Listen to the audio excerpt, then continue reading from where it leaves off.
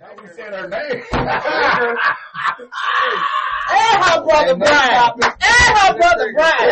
I was fighting her and her brother in school. I ain't kidding. I'm not kidding. My 8th grade year, I had to repeat my 8th grade year. I had to repeat my 8th grade year because I was getting suspended so much. Mm-hmm. My dad and the principal was on first name basis. Wow. You know what I'm saying? I was getting kicked out of school that much. I missed so much school, but it wasn't my grades. It was the fact that I couldn't be present. Mm. Well, no. and a lot of... Hey, everybody. Welcome to podcast that you have reached Higher Words Collaborative. We are so happy to be here with y'all today. So glad that you can hang out with us. We have some wonderful conversation for you today. We have a lot of people in the room about talking about education in our schools right now. And I think that was a great segue to one of our first questions, I think, that I'm going to ask is, growing up in school, we was taught a lot about civil rights. Growing up in school, when you talk about Black history, when it comes to the Black History Month in February, you know, the first thing we go to is Martin Luther King. The second thing we go to is Rosa Parks. And then it kind of gets lost from there. But whenever we talk about Black history, the thing that comes up the most is the civil rights movement. And so I thought it'd be interesting to have a conversation with us today to talk about the civil rights movement. And, you know, it had some goals that it wanted to achieve. And I thought, you know, it'd be great. Let's review those goals and let's just have a discussion. Have we got there? Have we hit those goals? Was everything approved? So for those that don't know, civil rights movement was a social movement and a campaign in the United States from 1954 to 1968 that aimed to abolish legalized racial segregation, discrimination, and the disfranchisement inside of the United States of America. They had 4 goals, and I will read to you their goals. The first goal, the central goal of the movement was to end the legal basis for racial segregation and the subsequent struggle to enforce this ruling. Number 2, the movement aimed to abolish legalized racial segregation, discrimination, and disfranchisement in the country, United States of America. And the movement also aimed to guarantee equal access to public facilities, to end segregation in education, and to provide federal protection so that all will have the right to vote. So those were the 4 goals that were set forth by the movement. Here we are. We stand in 2025. A lot of things have happened in our country. A lot of things is happening at this moment, even today. But I want to ask the question, address the question. Do you think or do you feel the civil rights movement has been successful in fulfilling its goals? No. You want to share? No. We can't just say no. We gotta. You already told us what they wanted to do. Did they fulfill it? No. So what part do you feel should use some more? Can you give us an example? All of it. Can you pick one? But I want to be careful about saying no. The protection of the right to vote. So yes, they gave us the protection of the right to vote, but they've also gerrymandered districts within certain states to where our votes, even though, yes, one vote, one person, the districts are set in such a way to where, yes, our vote matters, but it doesn't matter still because of the way that the lines are drawn. So, no. But wait a minute, but they can vote, though. You can vote. So they just wanted the right to vote. They can vote. Okay, then yeah, okay. But it still doesn't, me going to vote, if you're in an all-black district or you take an all-black district and split it in half or in fourths or whatever, whichever way that you want to do it with the gerrymandering, yes, you got the right to vote, but does it matter? Does it matter because of the way that y'all have it set up? Does the vote matter, or does is that what you're asking? Does the vote matter? In a sense, yes. If you take, because I can only go by Kansas City, because I know that if you take Kansas City, this is Kansas City, right, as a whole. This is North Kansas City. This is all the different suburbs of Kansas City that are predominantly white, right? Mm-hmm. So if you take this and divide it and put a fourth over here into this district, a fourth over here into this district, a fourth over here into this district, then yes, your vote counts. But if you're in an overwhelmingly district that you know is going to vote red, yes and no. How about that? No, fair. But I wonder if you're talking red and blue, which to me is politics, and we're talking racial, right? But it still is racial. Because is it though? Yes, because if you know that you have an area that is predominantly black votes a certain way, and you split that up into districts that vote the other way, and only a fourth is going to this way, then yeah. I mean, you got the right to vote, but is your vote making a difference to count? Because no, they're going to overwhelmingly mix our votes in with the... So then that's systemic racism versus the right to vote. I think that's a good clarifying question. We have to be very careful when we look at a historical question and make sure we answer the question historically, right? If the question is the ability to be able to vote, because that's really where that came from. Mm-hmm.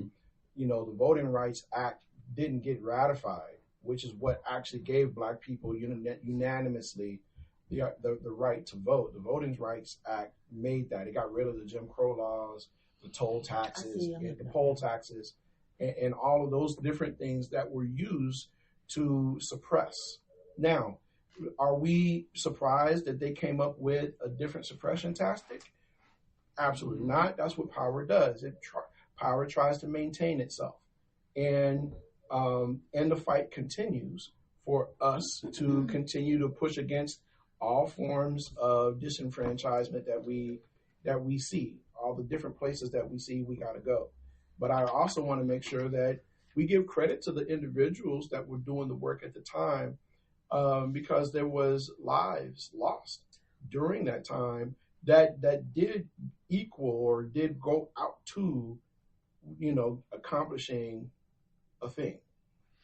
I think that, the question is, was the civil rights movement successful in fulfilling its goals? I think it was. I think also after that movement, we lost our leaders. Martin Luther King was killed. Then Kennedy was killed. Malcolm X was killed in there somewhere. I don't know the exact dates, and I don't know if I got them in order, but these were the outspoken individuals that were the push behind that. And these were the ones that went out and got the people riled up about it, because till they started talking about it, we were living with it. Mm-hmm. You know what I'm saying? It wasn't a problem as long as it was done quietly. Mm-hmm. But when you had mouthpieces that came out and started talking about it and talking about how wrong it was, it became a movement then. So I want to say that I believe that the movement was successful, but I also want to say that after Medgar Evers was killed, we haven't had anybody as one of these types of leaders. Just for clarification, Medgar Evers is Medgar Evers was a civil rights that died in Atlanta, right? Yeah, he was shot on his front porch. Yeah, he was shot on his front porch. So he was the last. By Byron Della Beckworth. And they found him in Tennessee, living on Lookout Mountain. Mm-hmm. Up there with his wife, at 80 some odd years old, and there was a big trial about whether they even wanted to prosecute him because of his age. Be convicted in the state of Mississippi for killing a black man, and he said that. Anywho, there's a lack of, I think, a male presence, or female. I think it's just a lack of a presence that could fit those shoes. Because the last one we lost was the gentleman that walked across the bridge, the senator, with Martin Luther King. John Lewis. Yeah, we so that was it. And even before he passed. So the Rainbow Coalition, Al Sharpton, all them, you don't think in the years to follow, you don't think they held the torch? I don't see that Jesse they held it Jackson. to the degree. I don't think they held it to the degree as it was maybe in the 60s. But they didn't die. Like No, they didn't die. But now, me personally, maybe let's say this. Me personally, I haven't seen those things since I got out of high school. Al Sharpton, the Push Coalition. I haven't seen that stuff since I got out of high school. Well, I'm no longer in high school. Where is it? No, because I never learned about it. You know, like the Black Panther Party is you know, it did a significant push to a lot of the work that had been done and continues to be done. There is headway that's made, and so what has happened is that people have gotten smarter. You know, Shirley Chisholm ran for president. Yes, in the 70s. Right, in the 70s. Yes. So that's after she was the first Black woman to run for president. Right. Yes. So she ran for president, and you know, there are a lot of things that have happened since then. None of them as romantically remembered as the work that Dr. King did, because Dr. King was hated by everybody, especially Black folk.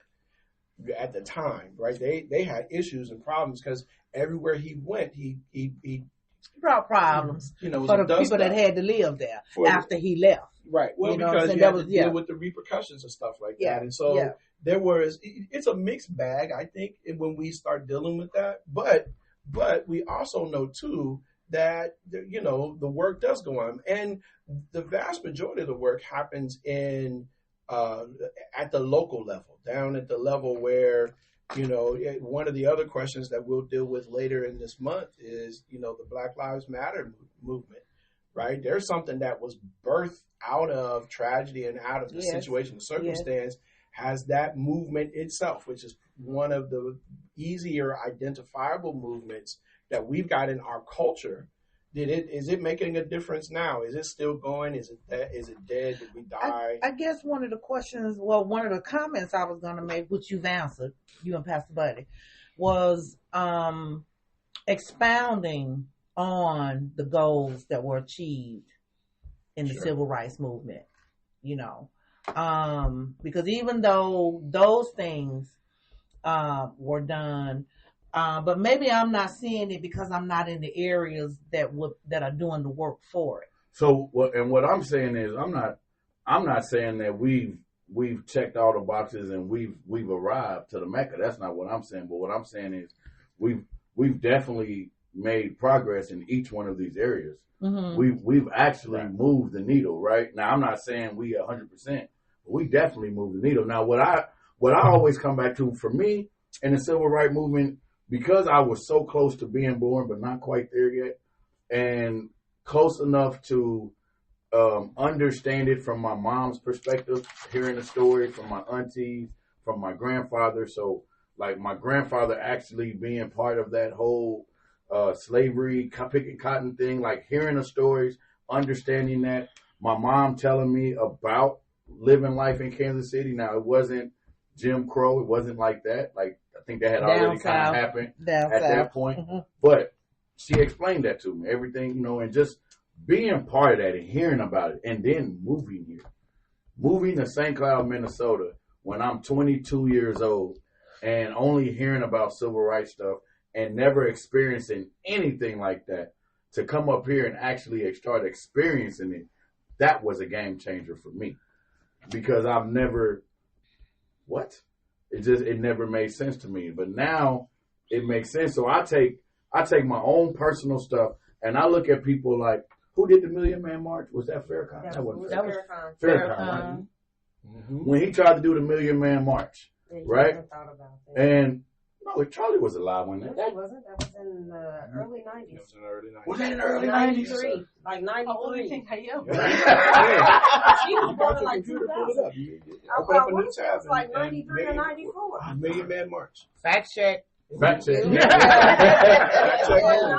94. And they had to put him up there behind that bulletproof glass. Mm-hmm. Well, while y'all fact checking, 95. I think that like for like the fourth goal about like the education, like did we, you know, end not end it? Did it say end segregation? What did it say? Yeah, I put it back up. That was wonderful, girl. It said to end segregation education.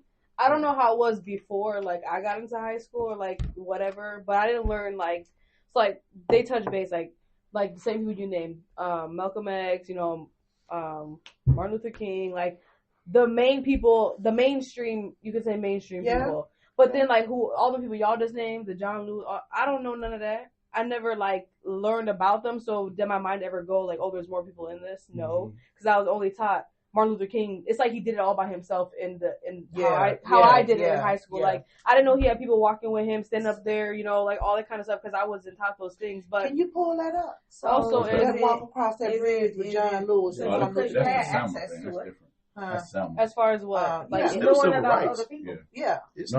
Through internet, but was that that through across the bridge? That, to me, that's sometimes that comes on the family too.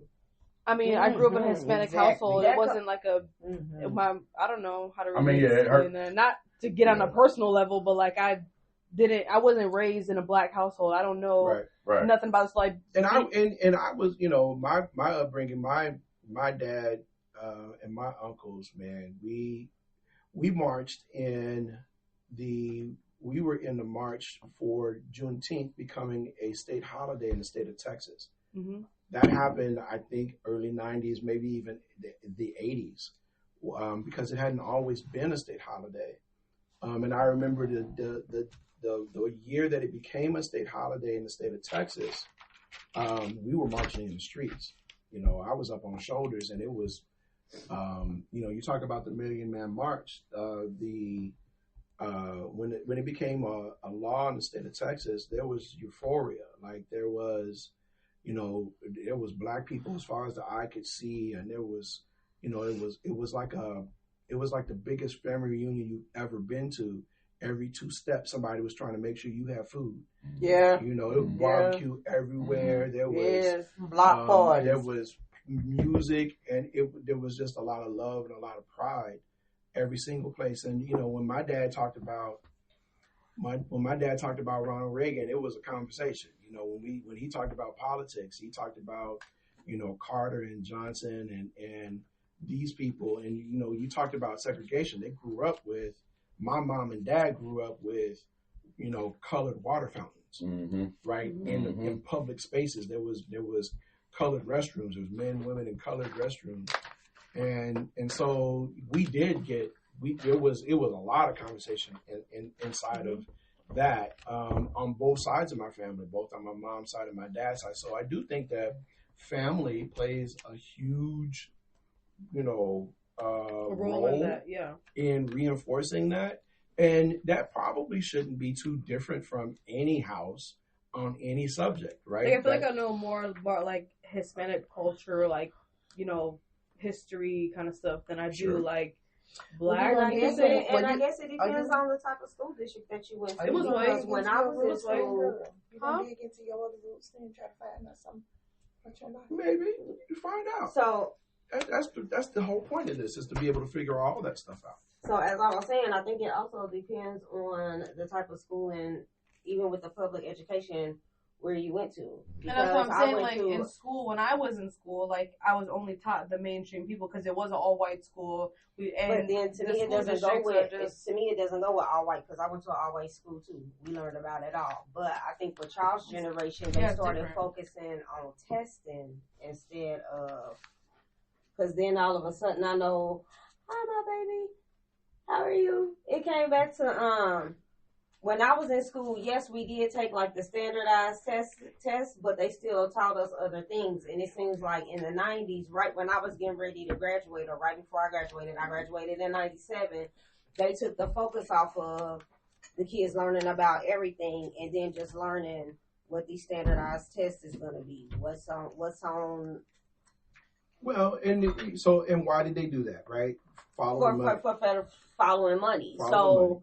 Because now it's about money, which I understand, because yes, you need to pay teachers and get supplies and different things like that. But I feel like her generation, because my son is in this generation too, it's like they took out a lot of things out that when they talk we about learned slavery, about. they just talk about how black people were put on a boat and how they were all like tied up. I don't know, just stuff that doesn't even like there's deeper than that, and they just teach you the flat line basics. Let's be mindful about a thing, right? And this is something of a conversation that I make sure I have with black people. It is your own responsibility, to learn. Right. Nobody made me learn computer science. Right. Okay. That was a choice. I wanted to know as much as I could about these devices that eat electricity and spit out zeros and ones. I wanted to learn about that. And the same is true about your history, about your culture, about where you come from. And I don't blame anybody for, not at this moment in time. And that's the reason why I believe the civil rights movement itself was successful, because I have the opportunity to self-determine what it is. And we live in the information superhighway generation. I'm the last of the generation that don't have access, that knows what it's like to not have access to information at my fingertips, right? Everybody else born after us is an internet generation, and in a remarkable way, because even right now, while we're having this conversation, we're pulling up stuff and fact checking, right now on the internet. And so, if I want to know about myself, if I want to, I could spit in a test tube right now and ship it off, and in a couple of weeks they'll come back and tell me, what the chemical makeup of my body is. Like I can see the European influences in my blood. I can see the Afro influences in my blood, and if there's anything else that's in there too. So I think that we live in a different place for some of this stuff. So I don't want to relegate that. I learned in Texas there was a law that said you had to learn Texas history. I know more about Davy Crockett than most of y'all do, just because the brother died at the Alamo. I wanted to touch on the family part of it too. Coming from a place where my dad is 90 plus years old right now, and my mother was 33 when she had me. My dad was 55. So knowledge, he never had the words from the time I was born to the time he became had diagnosed with dementia, Alzheimer's. He never had the word, the ability to know how, the understanding about the world outside of the world that he was in. It took me to do this 23andMe. It took me to get my own archives and ancestry and look up stuff to find out about where did I come from or where my people come from, to learn that his mother, my grandma, was a sharecropper, to find out what that means, and to find the archives and just everything that I come from, I had to learn on my own. When I got into school, I think even starting with elementary school, I think we're a test program, busing a handful of us from the north side to Kenwood. And my education experience was different than my friends. Any of us that went to Kenwood, we speak different, we think different, everything. And that's how we were conditioned to be at this other school. Was it helpful? Yes. Would it have been more helpful to learn true Black history from people who actually experienced it? Yes. And that's the problem we have with learning the stuff in the school, because it's not being taught by people who actually grasp it, understand it, or experience it. I feel like that was my problem too. Like, they didn't make it interesting, so I didn't care. It wasn't interesting enough the way they would explain it. And we would have 1 week where we would talk about, maybe in February, we'll talk about Black history, and then we won't talk about the rest of the year. That's boring. Who wants to wait all the way till February to learn about something? I think that's not right. Like, why are we waiting? Why are we waiting till February to talk about historical Black people? Then you may feel like this is not even worth listening to, because we have to wait all the way till then. We should be talking about it every 3 weeks or every so often, but we talk about it once, and then it's like, this not touching us. So why would I even really care? And history is not one of my strong suits. Like, I'm not a big history person, but when we do talk about new Black people or like historical Black people, I always like go and like read about them. Oh, what did they do? And then try to remember, like, oh, what did they do? Just so I can like have it in the back of my mind. But at school, we wait till February to talk about Black history. That's not even interesting. Like, who wants to wait that long to talk about it? Then it's not even something that sticks in your head and you remember. You kind of just brush it off. As far as me, I don't know how they come up. I would just brush it off because it wasn't like, I don't know. So one of the things. Oh, no. Go ahead, Mr. No. Oh, okay. I think that's really important. One of the conversations we're going to talk about later this month is should Black History be part of the curriculum? Should it be embedded inside of the curriculum, right? Or should it be its own? Taken out? Well, it's never been part of it, obviously, right? It's Mm-hmm. never been When part I of the was in curriculum. school, it was part of ours. In Raytown School District, it was part of ours. So yeah, I guess it depends on where. That's you what I'm went to saying. school I guess at. it depends on where you go to school, because when I went to school, they talked about it, and they talked about not only Martin Luther King, but they talked about Richard Allen. You know, like all of these different Black people. They talked about them. They talked about the Black Panther Party and how what they were doing kind of helped start the WIC program. Like they talked about But all what of they're these different doing, things. but what's happening now is they're pulling that history out of curriculum. Right. They're trying to dumb down the facts about what our history actually looks like, because they're saying that they taught us trades in slavery. That when we were emancipated and we were taken out of slavery and given our freedoms, we had trades that we could live by. So that was supposed to be a favor they did for us. Yeah, you know. Yeah, and But I know they're changing it. Yeah, but it was just like I was saying with her and their generation. It's like they took out all the other stuff, because like we were taught a lot of different things, arts, you know, all of these different subjects, and they focused on everything.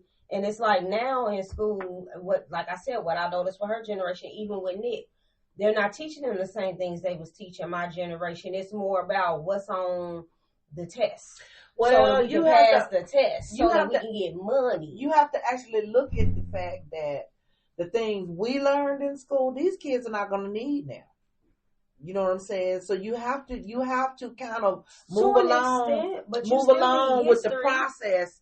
And stuff that's coming along. I didn't say all of it. Yeah, I said some of the things that we were taught in school, because 5-year-olds are using technology. 2 and 3-year-olds they know how to work phones. You know what I mean? So the technology is moving at a speed where they're gonna have to take the kids along with it. You know, so a lot of the information that we're sitting here talking about may be something that, you know, they're gonna have to dig for themselves, because I don't see in the next 10 years we're teaching a child about how Manhattan Island was stolen from the Indians is going to benefit them. So let me add a little bit to even what you were saying, Cuba. I think you're right, but I think there's important for us to understand where some of that comes from the admin. I like to see both sides, right? Okay. I like to play both sides. Yes. There are the movement also aims to guarantee equal access to public facilities and segregation education, and to provide segregation ended in education. Not really. It has, but it hasn't at the when same you say time. ended, does that so, mean putting so, Black history yeah, into when they say education? their goal, when they say in was that you segregation, had access to it. is you have access. The movement also aims to guarantee equal access to public facilities to end segregation in education. You know what? I'm answering another question. Okay. That's So- okay. Because to me, But you should have put one question on here so we Well, No, because I it was want just for the like week. it was So just y'all like know when what- I said no one was talking about the vote, and then Kelly made it. So is that the systemic racism? And you know what? What I'm saying no to is a systemic racism. Never mind. Okay, but I want to come back to your part, though. I want to come back to your part about the teachers and the schools, and they're only teaching for the test and they're only trying to get money. So I just want to help y'all understand it from an administrative side, right? Now it's right or wrong, whatever you want to call it, but this is what it is. Money talks, right? We know that. So you have a market that is underemployed. You don't have enough teachers that you have students. So you have a high number of students in a classroom, which is truly unteachable. Truly, it's truly unteachable. But because you have these number of students, you have the limited amount of staff. Your numbers are based on your accreditation, your checks. Everything you do is based on your test scores. So their only duty, their only job to maintain a job is to make sure that the students are hitting the test scores. Mm-hmm. All that other stuff that we think is important, that we know is important, the social, cultural, artistic, creative part of life that we all endure, they believe it's important, but it's not as important because the state don't care about feelings. They care about stats, numbers. Stats. That's what they care about. So they want to see that in your school that, 60% of those students are achieving at level or above level, right? They know that you're going to have some that ain't going to make it, but if 80% of your students is not at level or above level, then that's a different kind of a problem. And they're going to start cutting your funding. Each single child in the state of Minnesota is worth $1,200 plus. It's $1,200 and some change dollars a day. A day. That means something. So, and then special ed, you add on another $3 or $4. Yeah. Right? You add on English as a second language, you add on another couple of dollars. Special needs. Right? So all that stuff starts to play a part in it. Now, at a perfect school, in a perfect setting, you got 10 to 12 kids. You got a main teacher and assistant teacher, and they're working at the student at their level to get them to where they need to be. They're not just teaching one type of way and everybody else catch up. That's at a perfect school, and that's what we're talking about. But that's week 3 that I want to really dig into that. Go ahead. Perfect school is, even when we talk about, good schools, perfect schools are in perfect neighborhoods. Yeah, that's true. That's facts right there. Right? And perfect neighborhoods are populated by people with perfect jobs who got those perfect jobs because of perfect education, who got that perfect education because of perfect stability above, all those things, right? One of the things that Black people have never had is stability.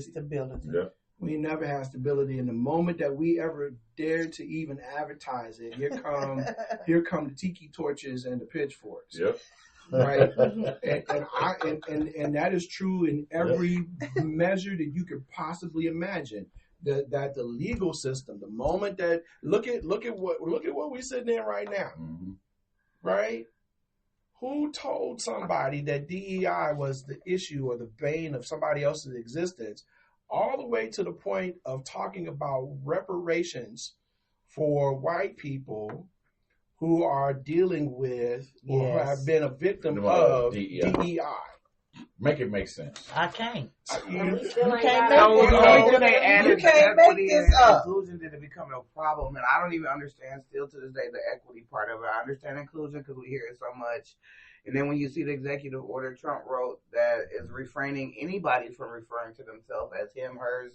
Yes, he said there are only 2 sexes. Male and female. Male and female. So, yeah, it's a lot. It's a lot. There are a lot of things with it. I know we want to, but diversity was diversity first. I think that was my point. It was never a problem. It wasn't threatening to a lot of people. And then when we added on the equity and inclusion, that opened up more doors, more policies, more liabilities, I guess, for others. Grants, dollars. This was all. I'm saying in terms of why it's a big deal now and we got to abolish it now. Yeah. If I'm going to get so entities to it now. When it wasn't at first. Well, so I don't have a perfect definition of equity, but I got one that might help, right? The reason why diversity itself, by itself, wasn't good enough is because when left to their own devices, and this is true of anybody that is being, that has to be told to follow the rules, they're going to do the minimum, right? When I tell my children to clean their room, they're going to clean up to what they think they need to do, So I got to go and look up underneath the bed. I got to go look in the closet. I got to go make sure that they didn't just throw all their stuff. Like you tell kids to go clean their room, and all of a sudden every item of clothing in their room is dirty. They want to take it out of their room and go throw it in the laundry room, right? When we say diversity, what people considered to be diversity was different looking people. Right? We just gonna go grab different looking people and we're gonna throw them in the mix, and then that'll check the box for diversity. They're like, well, no, that's not diversity, because all you've done is put lipstick on that pig. It's still a pig, kind of a thing. When they said equity, what they wanted to try and say is that there are people who didn't start off at the same level. And in order to get them to the same level, you're going to have to do additional things in order to get them to the same level. So if you didn't complete high school, putting a criteria on that requires college education without creating another avenue of onboarding is not equity. Equality is that everybody that has a degree of this type is able to apply. Everybody. And diversity says we're going to look at individuals purposely who don't look like everybody else that's already here.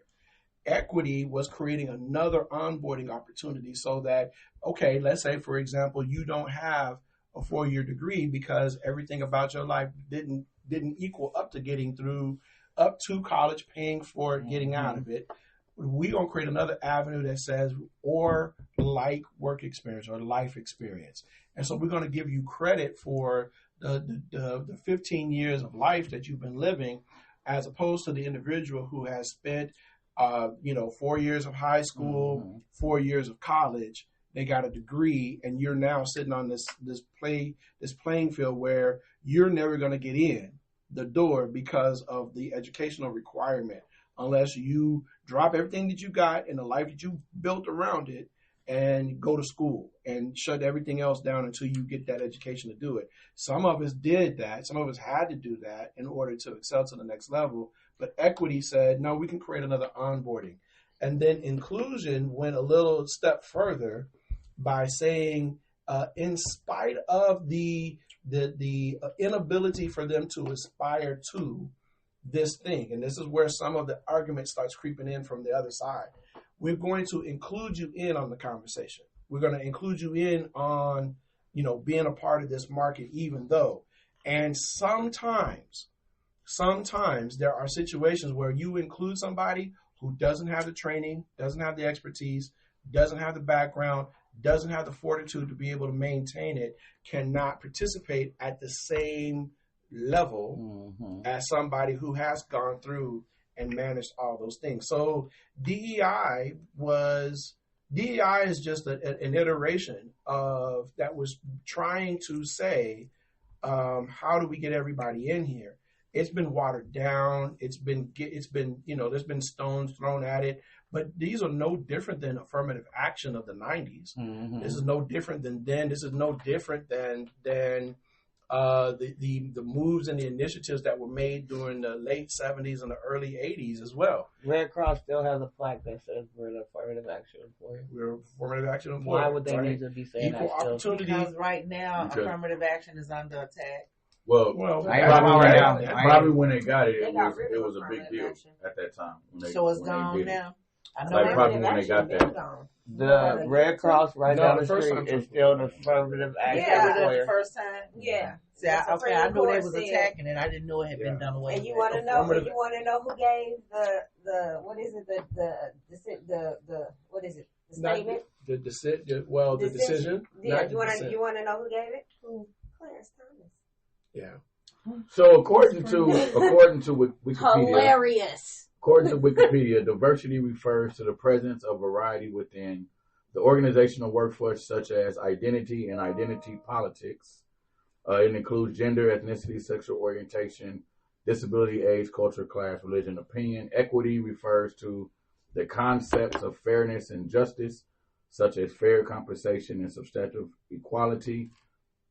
And inclusion refers to creating an organizational culture that creates an experience where all employees feel their voices will be heard. So just wanted to reiterate what Pastor Albert had already put forth, just kind of what Wikipedia said, and take that for what Wikipedia is. Horrible.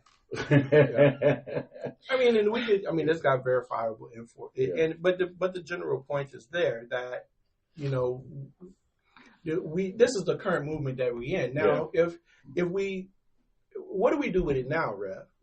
I think that's the piece. And I'm glad that's a great question. So for me, what even got me to this question, to even start off this question from the very beginning, was really when I looked at the goals of the civil rights, and I started thinking about where we're at, where we're coming, and what we're about to do.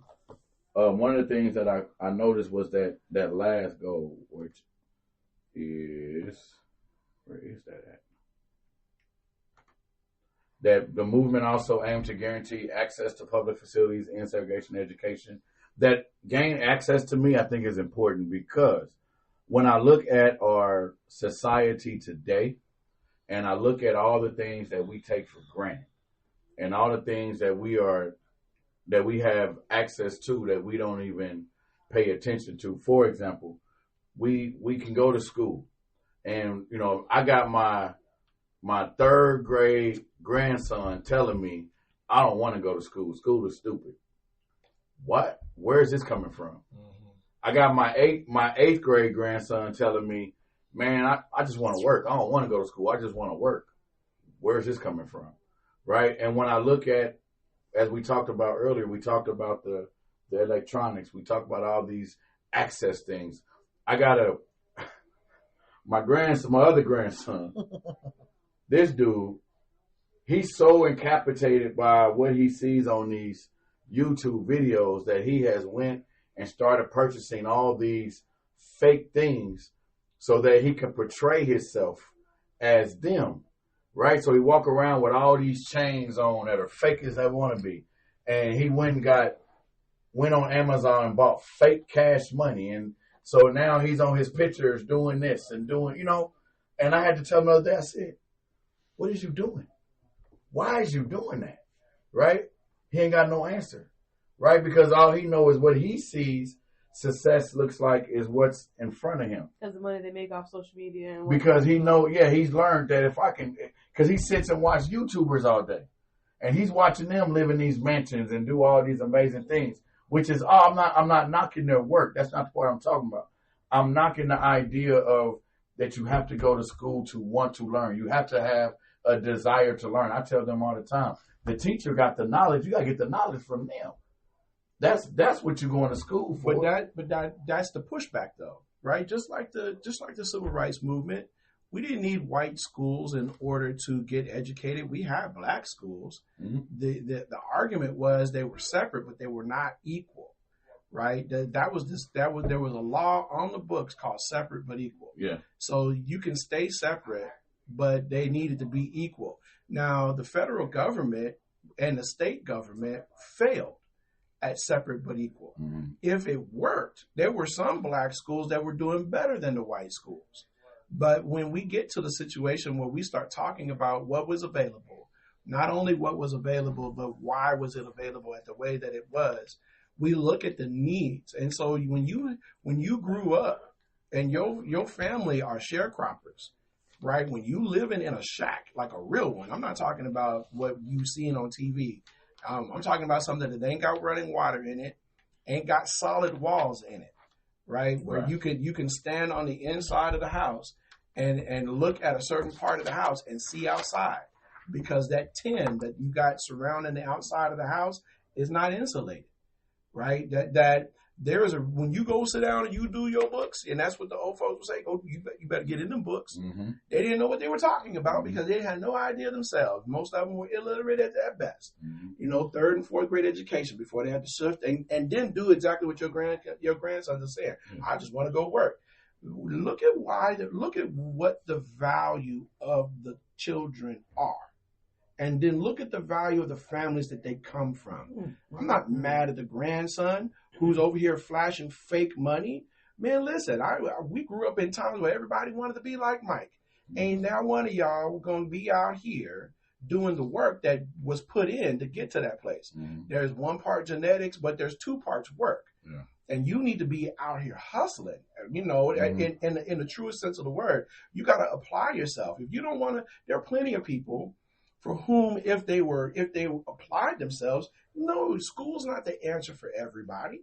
And we need to be understanding of that putting a kid inside of a modality that forces them to read a book, write a report, and regurgitate what somebody had given them, that is not in itself anything that they are interested in at all. It doesn't apply to them at all. Mm. There isn't anything at all. There's no relevance in it. They don't want it. And do they need it in order to be successful? The one thing that I would tell you about Black history is there's enough science in the Black community where every example that you give can come through black people. There's enough math in black people that every example that you give can come through white people. There's enough statistics.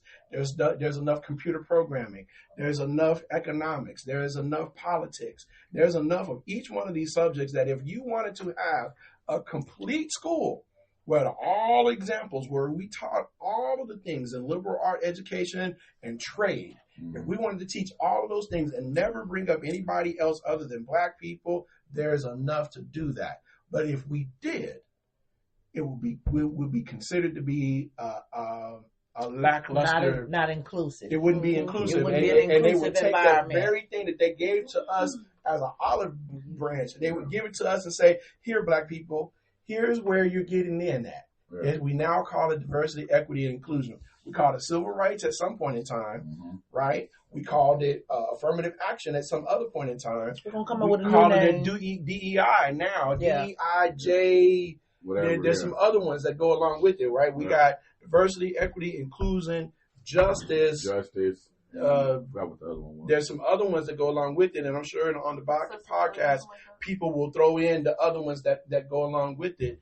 But we have to be mindful of the game that's being played with all of us and make the gains. Our time is now, so we have to deal with this and have to deal with what we've got.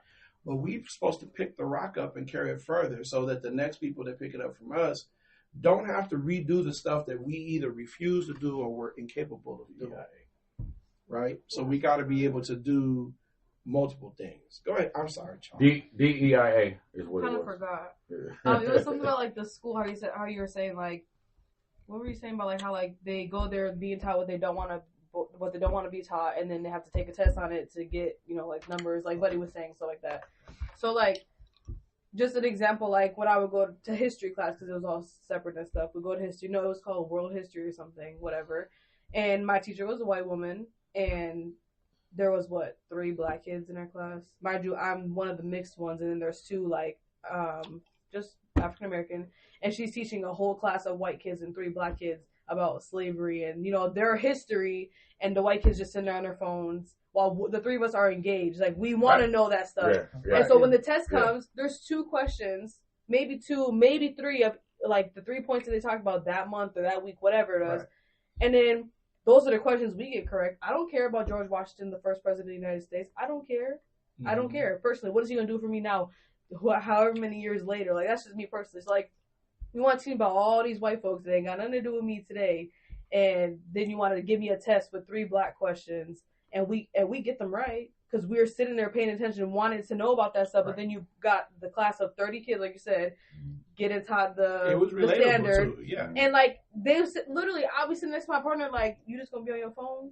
Then when the test question comes, they might already know because it's like, okay, we heard it all the time, like whatever, it's not interesting to us. We heard the same thing. Yeah, like we heard it last year. Yeah, so of course we go and ace some questions on our test, and they may just know the answer just because who I don't care about that person. Same thing, like I don't really care. Not that I don't care, because history is important. I get that, but it was just never my favorite thing, and because I was never taught what I wanted to learn. I was always taught George Washington. And I would say that's a tragedy because I think that, and I would utilize myself. I also didn't like history growing up. I thought history was very boring. When I got to college, I did. Right, but I loved college history. Yeah, but once I want to say it was maybe senior year, maybe it was college. I learned history a different kind of a way, or maybe by that point in my life I was ready to hear, and I had a inner desire. I was always to learn. I always wanted to know about because I like I said, I grew up in a Hispanic household. Yeah, I didn't really know Black heritage or nothing that much. So going to school, and when I would hear about it, when they would talk about the slavery, like, oh, like I'm in it, like I want to hear about like the slavery thing. And then when I got to college, I was being taught by a Black professor. Like, I think that makes a difference. A whole different, and he was not cold-blooded, but he would tell you the truth, and he didn't care if he was uncomfortable. He said, like, the truth is uncomfortable. Like, Michael Tripp, he was saying something like Luke Tripp. Luke Tripp, I knew it. Every time, like, he didn't, it's not that he didn't care if you were uncomfortable. He just knew that it's not a comfortable topic to talk about. And, like, he would tell, tell everything. It's already happened. It's literally true. everything. But I'm going to tell you, I took classes like Okay, so I don't like numbers. I heard him say he loved them. I hate them. Math, my math class. If it ain't my money, I don't care. Was the hardest class for me from junior high on. So I never took algebra, never took geometry, things like that. All my classes were pretty much basic math classes because I'm serious because I didn't understand those. I know what pi is now, you know what I'm saying, but I couldn't pick it up the way it was being taught to me. So I always made sure to choose class because I'm a reader. I always made sure to choose classes where the assignments were usually based on reading, and I may have to do a synopsis of it or something like that. But I would see books that would interest me, and I would pick it up and I would read it. And I picked up a book on the Black Indians when I was maybe 17.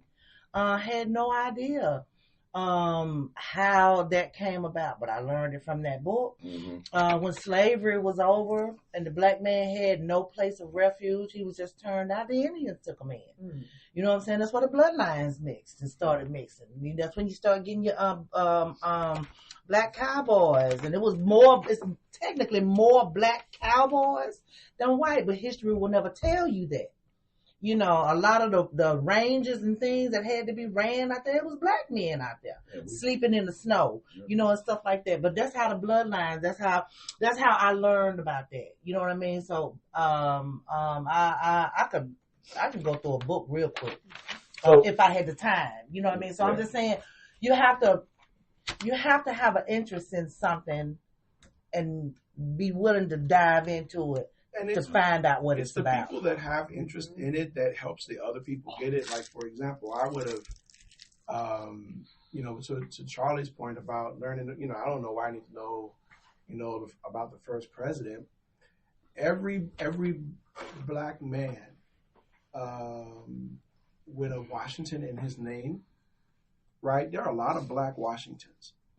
Right, the name Washington is on a lot of black families. The reason why, because it was one of the most important people that they knew at the time. When they thought about what set them loose, set them free, it was this country. And who founded this country? One of the most significant people that they knew was Washington. Now, did they know that Washington owned slaves? No, they didn't know that he owned slaves. They didn't know that he perpetuated the notion or the idea that slavery was illegal. They won't tell you that. They will. Yeah. We have to be responsible, right?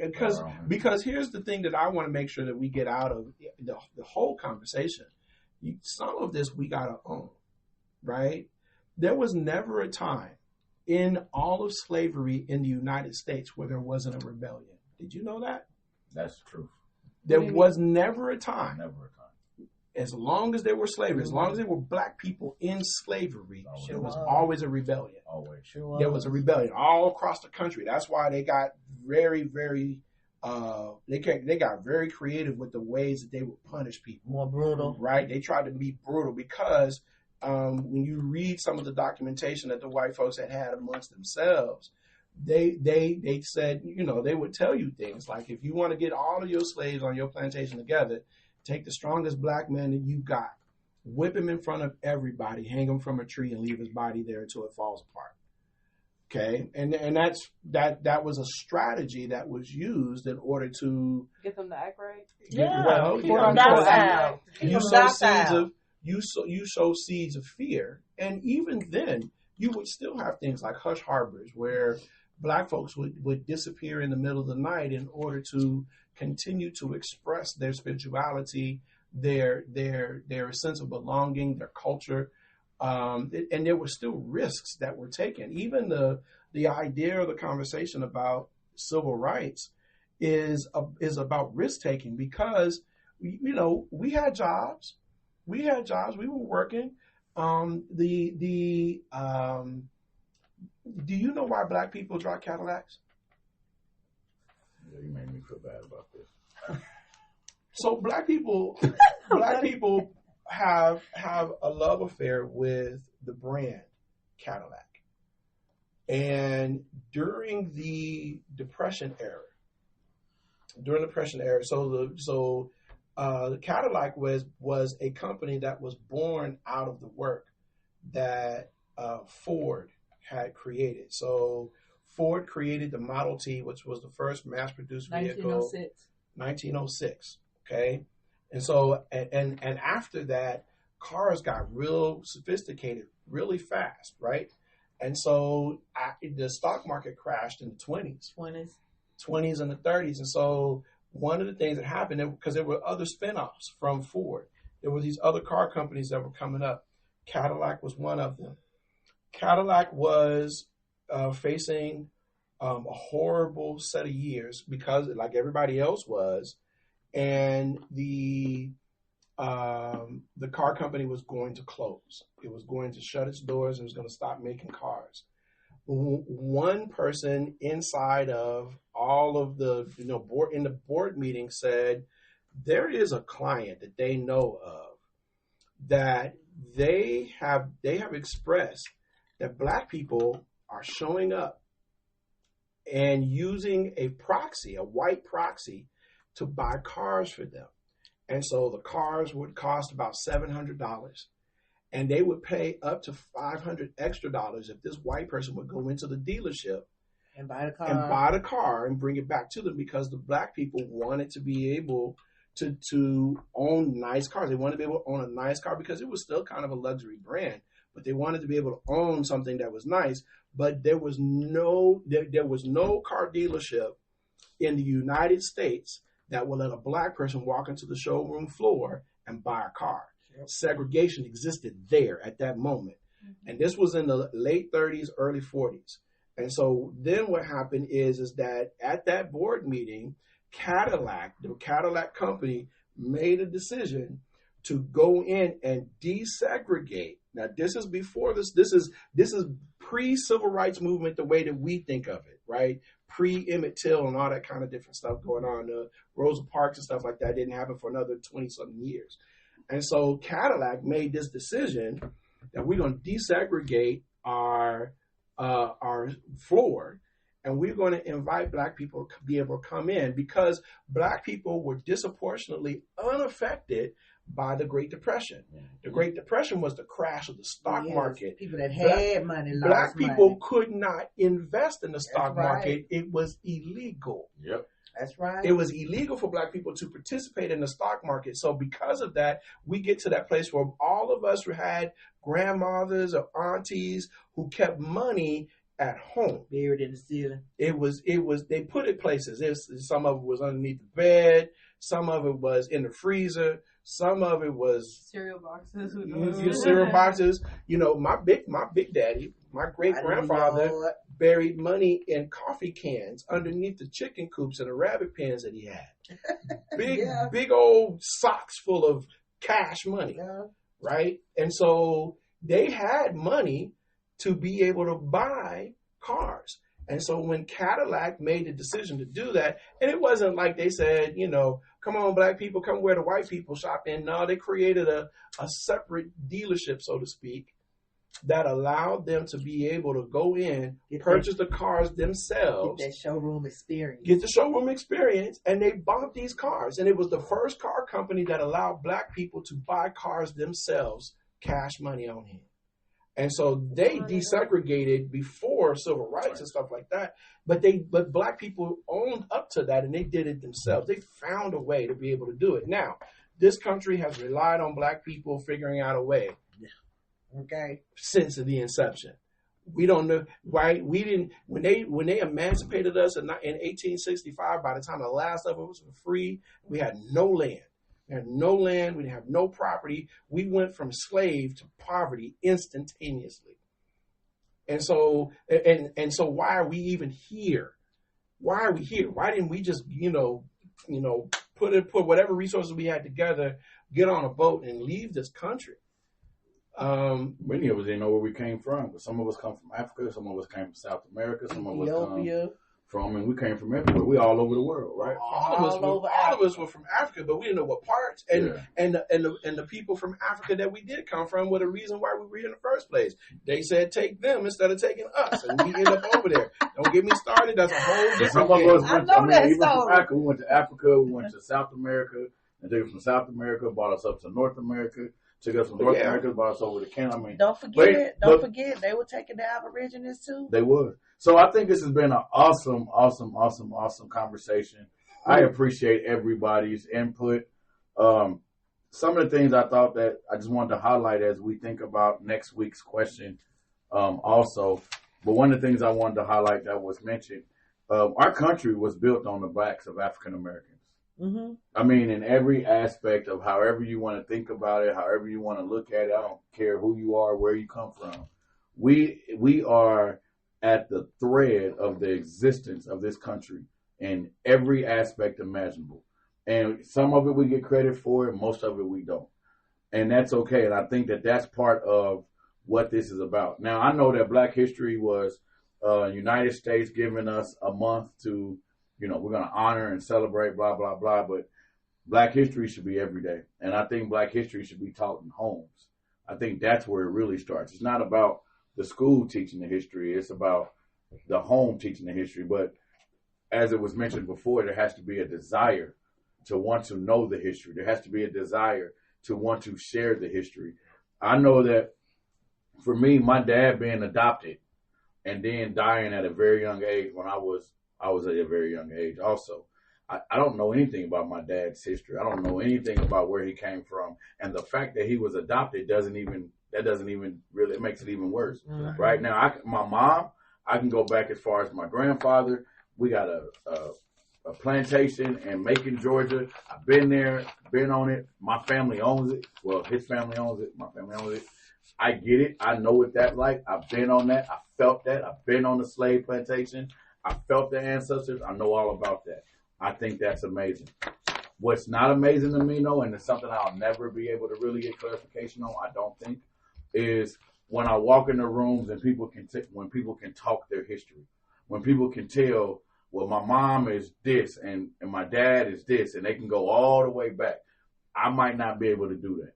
But 23andMe, I think I heard something like that. I've been thinking about that. I've been thinking about doing something like that because it is important to know your history, where you come from. To have, I got a lot of African friends, and they'll be like, "Oh, I think you are this because you got this facial feature, and you got, oh, I think you're that because you know." And when we went to the Bahamas, right, for, oh, I think you're Bahamian because, you got the light skin, you got the cheekbone, and and I'm like, hey, I do kind of look like I fit here, right? All my life, I was told I was African all my life as a kid. All my life, you look African, you look African.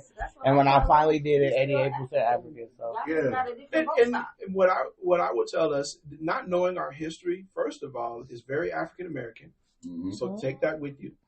Second thing, it is by design.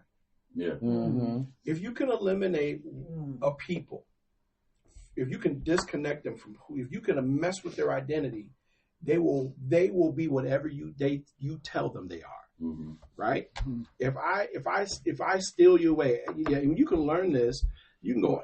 Alexander the Great said, if you give me infants, I can raise them the way that I want them to be. Yes. Right? Because I can raise one to be a royal, and I can raise one to be a pauper, and I can raise one to be a warrior, and they believe that from the beginning. If you eliminate the connection to your ancestors and to your forefathers, then you can absolutely reprogram a people, which is exactly what they did. And what I think we have to be careful about is that I think that we have to be careful that is the perpetuation that, that's what the system has done. And if we're not careful, we're helping the system out.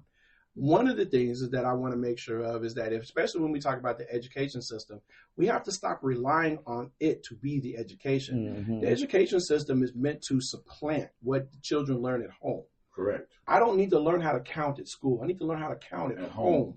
I don't need to learn how to read at school. I need to learn how to read at home. Yes. And when I go to school, you just reinforce that. Yes. And we have to stop letting too much government expectations on the teachers. Do that. We got to stop letting the government, the teachers, the school system do it. And the thing that you have to make sure you recognize is the families that understand that are the ones that go on into the education system.